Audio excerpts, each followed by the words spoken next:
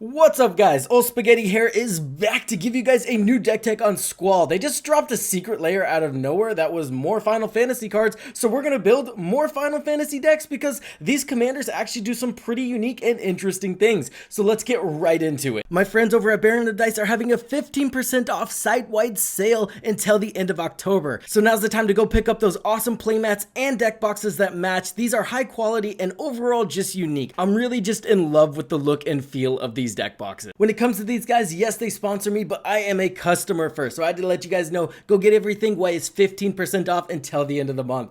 The first thing we have to know about this commander is one of those decks that gets more and more value the more of our opponents we screw over, so this is going to be something that needs to be able to defend against 3 players while also killing 3 players, and that means, yes, you guessed it, Infect is back. Squall Gunblade Duelist, legendary creature, human mercenary, first strike. As Squall enters, you get to choose a number. We're choosing 1 for the purpose of this deck, and we're going to get into that later. And then it says, whenever one or more creatures attack one of your opponents, if one of those creatures have power and toughness equal to the chosen number, Squall deals damage equal to its power to defending player. So essentially, if we make this guy 10 power, put Infect on him, we kill all of our opponents as long as we can deal or attack with 3 different creatures. Notably, they don't have to deal combat damage, which just makes this deck pretty strong in my opinion. Now, we don't have to go the Infect route. There are other ways to kill our opponents in this deck, and we're going to get right into that. Before we get into the unique cards that just make this deck work and kind of one-shot our opponents, we do need to talk about the overall strategy. What we're trying to do here is deal 1 damage to each opponent per combat because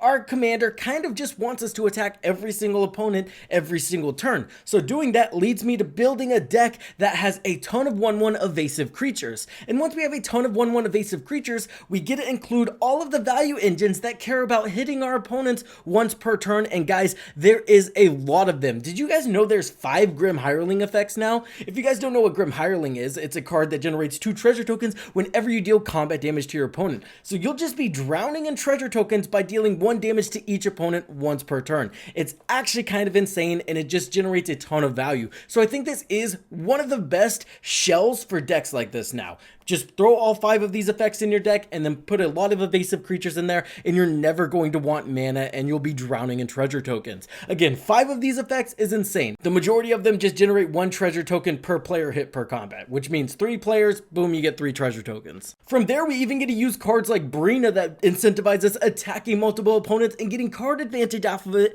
while making Brina even bigger. Even your Tymna effects are going to see play in this deck because Tymna allows us to draw 3 cards per player hit, and that's just kind of the goal of the deck. Hit 1 player per turn with at least 1 creature and then just benefit from this. Again, this is going to make you enemy number 1 at the table, but who cares? We're using Infect anyway. We're probably already enemy number 1. Might as well lean into it a little bit, right? Let's just be the asshole at the table.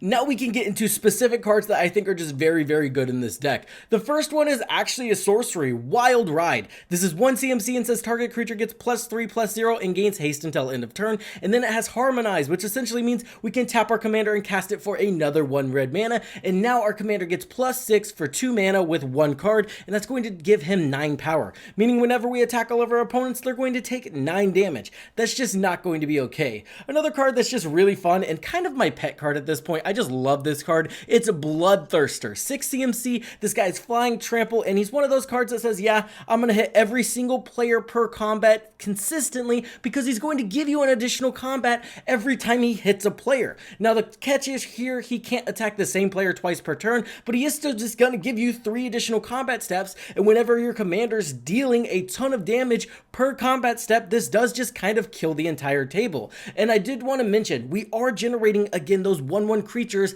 as much as possible, and a lot of those triggers happen at the start of combat. So you're never going to run out of creatures to attack with at least 2 other opponents because remember, Bloodthirster is attacking the other one, and then while this is happening, our commander is hopefully doing a ton of damage to them as well. And let's not forget, Bloodthirster is a 6/6, so this guy is also just hitting like a truck. We can also just tie in the very powerful Mardu Aristocrat strategy with this as well. We're generating a ton of 1/1s, and after they attack, we really don't care if they stay on the battlefield or not, so we might as well sacrifice them for value. The new Zergo's perfect for this because it says whenever a token leaves the battlefield, we get to draw a card, which is absolutely amazing. And this allows us to use pretty busted equipment like Blade of the Blood Chief and Chainsaw. These just make our commander bigger per creature that's dying. And remember, a lot of creatures are dying because that's part of this deck. We want to kill our creatures off and generate a ton of value. Virtue of Glory is also one of those cards that absolutely wins you the game in the right deck, and this is definitely the right deck for it. It's a 5 CMC enchantment that says whenever a source you control deals non-combat damage to an opponent,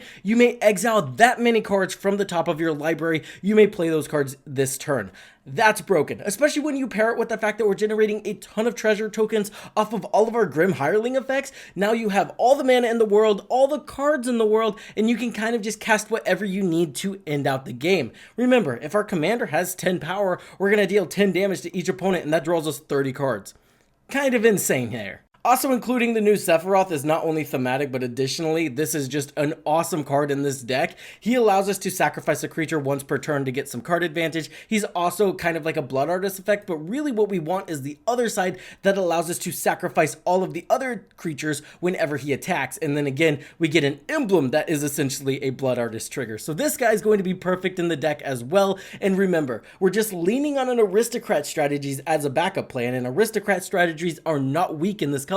And then our main game plan is just one-shot our opponents. So you have a strong deck with a strong backup plan and a strong core, and that just makes for a very consistent deck. Some of the other cards I'll mention that kind of just glue this deck together are Caesar, Legion, Emperor. This is not only a backup game plan to win the game, but it also just does everything the deck wants. It says, whenever you attack, you may sacrifice another creature. When you do, choose 2.